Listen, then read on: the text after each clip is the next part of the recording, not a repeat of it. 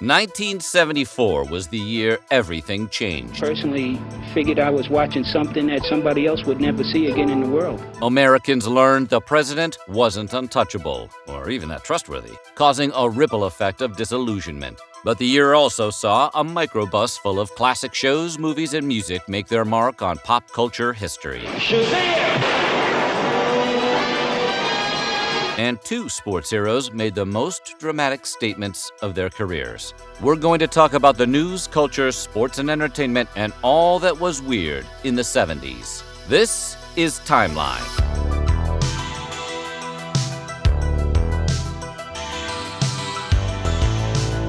Get ready for an abrupt turnover at the White House like you've never seen before, because today we're talking 1974. But before we get started, be sure to subscribe to the Weird History channel and let us know in the comments below what 70 records you like to spin. Now strap into your rocket cycle and get ready to jump all the president's men. This is 1974.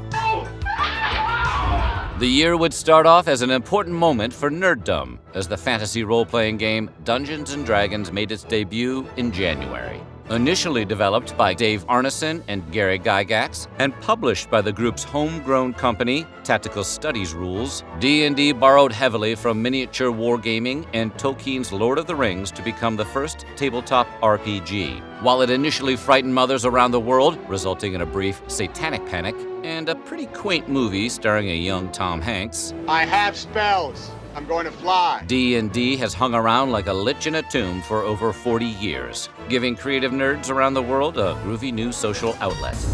Decidedly ungroovy, President Richard Nixon signed the Emergency Highway Energy Conservation Act on the second day of the year, creating a national speed limit of 55 miles per hour. The act was a response to the OPEC oil embargo enacted the previous year, which threw the U.S. into one of the worst energy crises of the 20th century. The new, lower speed limit was meant to force American drivers to be more fuel efficient. And it stayed on the books until November 28, 1995, nearly 20 years later. Most people do travel over 55. Most people that travel interstate go 60, 65, or 70 anyway. Apparently, lobbyist Sammy Hagar's work finally paid off. Speaking of music, The Joker by Steve Miller Band hit the top of the Billboard Hot 100 on January 12th. The meta-stoner anthem, peppered with references to the band's earlier songs and a Hall of Fame nonsense word, has sold over 5 million copies in the U.S. We still don't know what the hell a pompatus is, but we dig it. Can I talk to you for a minute, Fonz, outside? Yeah, we'll talk right here. Well, it's kind of personal. Oh, personal, yeah. Hey, Vivian, go out and find me a fallen star, will you? Be back in 5 minutes. I don't have a watch. Hey, count one, Mississippi. She's got great lips. What's the worth of a man? For Steve Austin, it's $6 million. Steve Austin is the $6 million man, and he's worth every penny. In late January, McDonald's CEO Ray Kroc threw down a few stacks of his McMillions to buy MLB's San Diego Padres. Kroc, who had retired from running the Golden Arches the previous year, made quite the steal purchasing the Pods for a cool $12 million, preventing a move that would have relocated the Padres to Washington, D.C. Heading into the 1st of February, 21-year-old University of Washington student Linda Ann Healy vanished from her apartment in the early morning hours of February 1st. Healy's remains were discovered by forestry students on Taylor Mountain in Sonoma County, California, a year later. Although nobody knew it yet, Healy was the first documented victim of Ted Bundy. Bundy was not done wreaking havoc. More on him to come later in the 70s. The next day, pop icon Barbra Streisand scored her first #1 hit with The Way We Were, which hit the top spot on the Billboard Hot 100. The first EGOT winner, that's Emmys, Grammy, Oscar, and Tony, was already an established singer and actress. In fact, The Way We Were was the theme song of the 1973 film of the same name, which starred Streisand and earned her a second Oscar nomination for Best Actress. The 70s were good to Babs.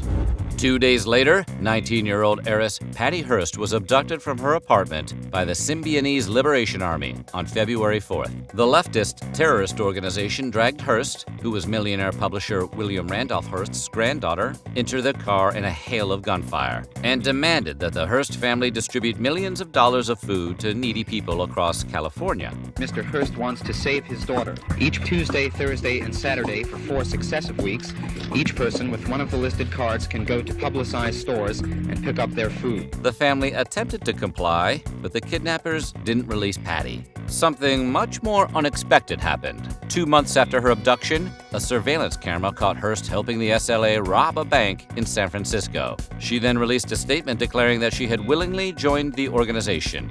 I have been given the choice of 1, being released in a safe area, or 2, joining the forces of the Symbionese Liberation Army. I have chosen to stay and fight. This cliffhanger plot twist will finish playing out next year. We'll be right back. You are about to witness the most amazing man-made jewelry ever created. The original multicolor mood ring. This is the ring that senses your deepest feelings. Scientifically developed, the incredible chroma stone senses thermal changes deep within your body, reflects all your mood changes in a fascinating kaleidoscope of color. Discover the mysterious powers of the multicolor mood ring in elegant gold or silver tone settings. Dare to wear the original multicolor mood ring with the fascinating chroma stone. Only $5 while supplies last. Boy, is he strict. Gotta get in there close and find out what's happening. There's our ticket. Hey, boys! Look what I got here! Hey, where are the white women at? To be a TV star, you got to be a real natural. My husband James used to have slow blood. Thanks to Vita Bright Health Tonic, my blood is fast, fast, fast. Vito Bright is dynamite. Jaws made a bodacious splash in the world of shark fiction on the 10th. The best-selling thriller, written by first-time novelist Peter Benchley, caused a feeding frenzy among Hollywood executives. The film rights to the story were sold before it even hit bookstores. Producers at Universal Studios hired an up-and-coming filmmaker named Steven Spielberg to direct the movie version. We'll see if that film did anything next year. Speaking of buzz, Army Private Robert K. Preston buzzed the White House in a stolen helicopter on February 17th. The 20-year-old soldier led police helicopters on a chase through the National Mall before the Secret Service opened fire on him, forcing him to land on the White House's South Lawn with minor injuries. His intentions was to fly the aircraft directly into the White House. Preston later claimed that he had joined the Army hoping to become a helicopter pilot and was upset that he'd been made a mechanic instead. Well, that's one way to show him what you got. Preston ultimately served 2 months in prison and was dishonorably discharged. Bummer. Speaking of broken dreams, Cher split from Sonny Bono on the 20th, ending the musical power couple after more than a decade in the spotlight. As a duo, Sonny and Cher released their #1 hit, I Got You, Babe, and hosted a popular variety show featuring their playful bickering. Folks, I could have sang in any one of those musicals, really, because Yeah, I know one you would have been great for. The Wizard of Oz. Apparently, that bickering wasn't all that playful. The two were already living in separate homes by the show's 3rd season, and were officially divorced 1 year later. Jumping ahead to late March, a group of Chinese farmers digging a well just outside of Xi'an discovered an underground chamber containing 6,000 life-sized terracotta warriors on the 29th. The famous terracotta army was revealed to be guarding the tomb of the first emperor of the Qin dynasty, who ruled back in 221 BCE. The site turned out to be a sprawling 20-mile complex containing a palace, a burial pyramid, offices, and 2 other pits containing even more terracotta warriors. Far out. Heading into April, Swedish pop group ABBA won the Eurovision Song Contest on the 6th with their song Waterloo. It was the first Eurovision victory in Sweden's history, and it turned out to be the breakthrough moment the band was looking for. Waterloo became an international hit and made ABBA superstars, and the group remains one of the most popular and best-selling acts of all time. Speaking of all-time moments, we turn to sports as Hammerin Hank Aaron broke Babe Ruth's career home run record 2 days later. What a marvelous moment for the country and the world. A black man is getting a standing ovation in the Deep South for breaking a record of an all-time baseball idol. In the 4th inning against the Los Angeles Dodgers, the Braves' star right fielder spanked his 715th dinger at Atlanta's Fulton County Stadium. Aaron finished his baseball career with a staggering 755 homers, a record that stood for just over 31 years until San Francisco Giants slugger Barry Bonds broke it in August of 2007. But, you know, juicing. 3 months after abducting Patty Hearst, the Symbionese Liberation Army engaged the LAPD in one of the largest police shootouts in history on May 17th. 500 Los Angeles officers raided an SLA safe house in Compton, resulting in an explosive exchange during which more than 9,000 rounds were fired. Police accidentally set fire to the house during the gunfight, which burned to the ground as all 6 SLA members inside perished. Near the end of May, legendary jazz pianist and composer Duke Ellington passed away. Ellington, who had just turned 75 the previous month, is one of the biggest figures in jazz music history. He popularized big band jazz music as a regular fixture at Harlem's Cotton Club and as a sought-after band leader and a songwriter for over 50 years. Heading into June, arguably the most ill-conceived promotion in sports history went down on the 4th, otherwise known as 10-cent beer night. The Cleveland Indians lured fans to a game against the Houston Astros by offering as much beer as they could drink for just a dime a pop. Fans became so drunk and unruly that an actual riot broke out in the 9th inning, with people rushing out onto the field to attack the players with makeshift weapons. Pretty poor timing for a beer night to start with. After the incident in Dallas, where the 2 teams fought, led to a very unpleasant situation. The Indians were forced to forfeit the game, and a firm 4-drink limit was placed on the remaining 10-cent beer nights Cleveland had already scheduled. In mid-June, Washington Post reporters Bob Woodward and Carl Bernstein published their explosive nonfiction bestseller, All the President's Men. The book was a detailed collection of the duo's ongoing investigation of the Watergate scandal, including Woodward's meetings with the mysterious Deep Throat, an inside source who provided the journalists with vital information. Deep Throat was later revealed to be FBI Associate Director Mark Felt, although Woodward and Bernstein kept his identity a secret until Felt revealed it himself in 2005 at the age of 91. We'll be right back. By reaching out to see things differently, man's genius is now helping to free him from his earthly home. The amazing electronic devices like this one, designed for quasar color TV. It's part of our continuing improvement in 100% solid-state design, where solid-state devices contribute to your confidence in the set you buy. Reach out for Quasar!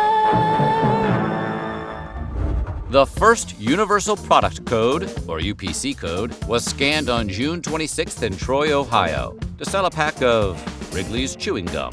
The now ubiquitous codes were designed by 2 Drexel University graduate students to create a streamlined system for grocery stores to price and track their inventory, because people used to have to do all that by hand. Speaking of bold ideas, General Augusto Pinochet declared himself Supreme Chief Chile the next day, after seizing power from President Salvador Allende in a military coup the previous year. Initially, Pinochet was meant to share power with other members of the junta, but he quickly decided that it was best for everyone if he ran the whole thing. Pinochet remained dictator of Chile until he was actually voted out of power, and democracy was restored on March 11, 1990. Pinochet stuck around as the commander-in-chief of Chile's armed forces until 1998, when he was finally arrested for crimes against humanity. But a wall of international red tape and his failing health kept him out of prison until he passed away in 2006, before he could stand trial.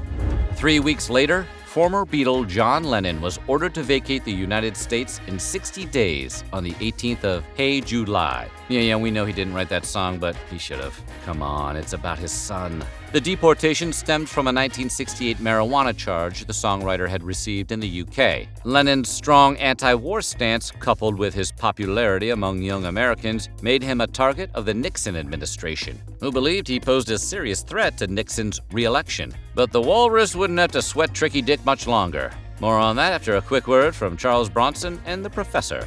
This is the story of a man who decided to clean up the most violent town in the world. Never make a death wish, because a death wish always comes true. In a story forced upon us by our producer, Neil Peart officially joined the band Rush in late July. Peart hopped on the Canadian power rock trio after original drummer left the band due to a lifelong illness. The Professor would stay with the band for over 40 years. Not a bad run. Moving into August, Richard Milhouse Nixon made history on the 8th, when he announced to the American people his intention to resign from the office of the presidency the next day. I shall resign the presidency effective at noon tomorrow. Nixon had finally turned over his tapes of recorded conversations in the Oval Office to the Justice Department 3 days earlier, the content of which undeniably incriminated him as a co-conspirator in the Watergate break-in and subsequent cover-up. Spiro Agnew, Nixon's vice president, had resigned a year earlier in disgrace while pleading no contest to an unrelated charge of tax evasion. Gerald Ford was sworn in moments after Nixon's resignation and gave the former president a blanket pardon for any crimes committed while in office. 8 days later, punk godfathers the Ramones made their concert debut at New York City's CBGB on the 16th. Often credited with being the first punk rock band, the group churned out classics like Blitzkrieg Bop and I Wanna Be Sedated over a 2-decade career of non-stop touring and recording. They're considered one of the most influential artists of the past 50 years, which is pretty groovy for a band that never had much commercial success.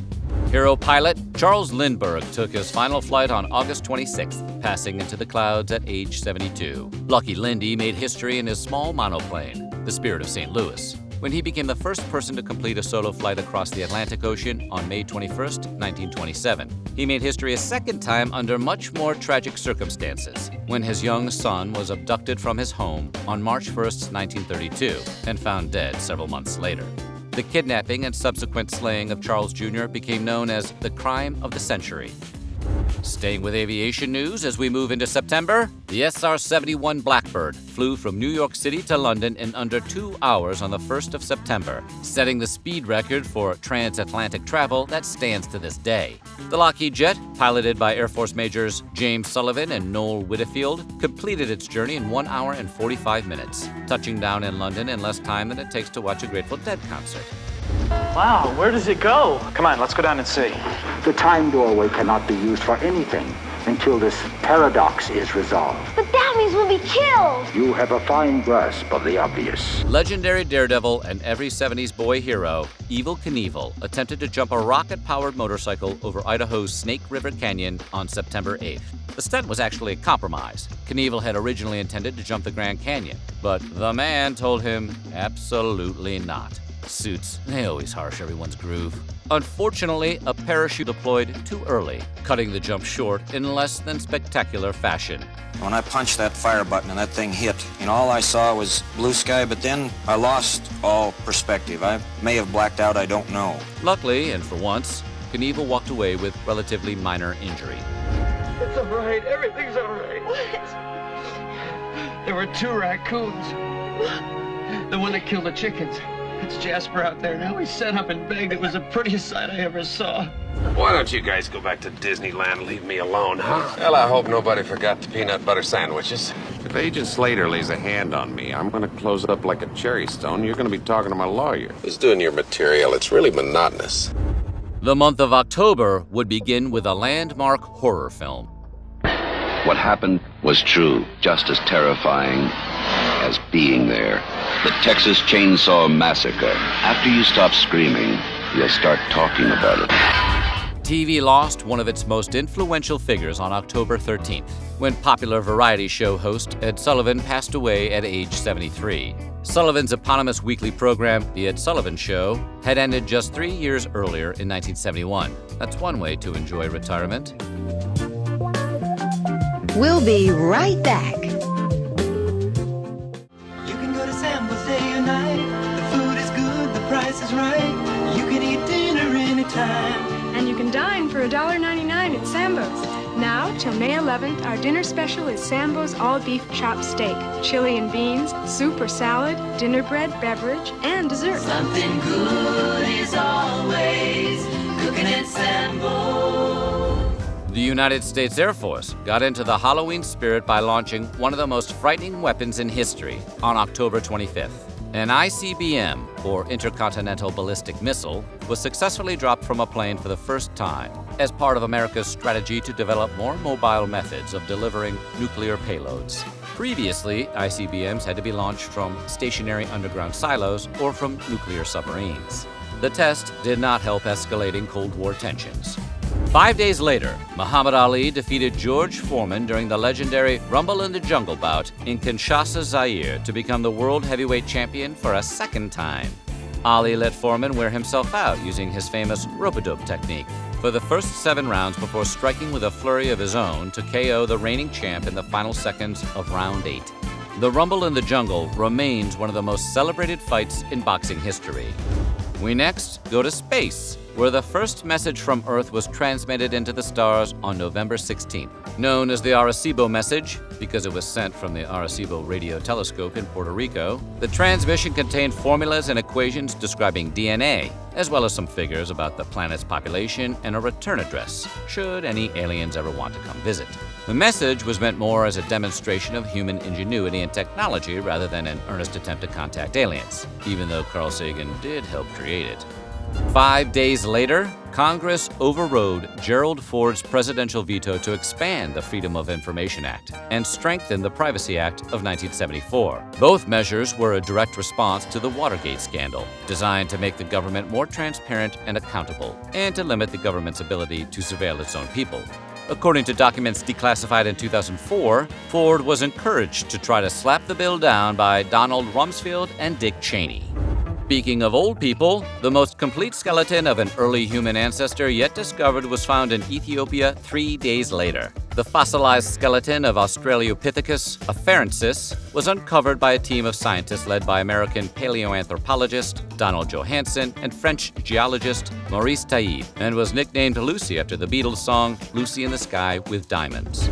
December saw the end of one beloved TV show and the continuation of 2 major franchises. I don't know. Mr. Wentworth just told me to come in here and say that there was trouble at the mill, that's all. I didn't expect a kind of Spanish Inquisition. Nobody expects the Spanish Inquisition. What's going on? What the hell you doing now, boy? You're not thinking that... I sure am, boy.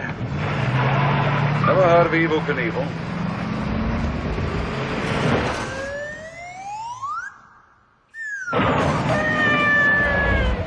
There's a plane waiting for us to take us to Miami in an hour. We'll make a big thing about it.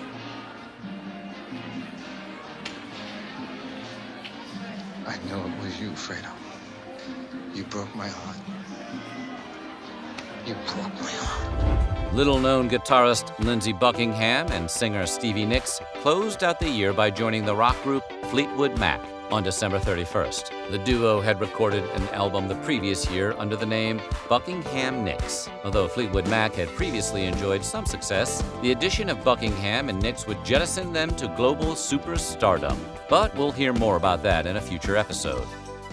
And so, 1974 came to a close, with the future looking bright for America, a rock group, and an Oscar-winning film series. 1975 was stretching its bell-bottomed legs just over the horizon, ready to boogie into view with a really big fish, the fall of Saigon, and the founding of a small computer company called Microsoft. But that is all for next year. Coming soon, 1975. So what do you think? What was the grooviest moment of 1974? Let us know in the comments below. And while you're at it, check out some of these other timeline videos.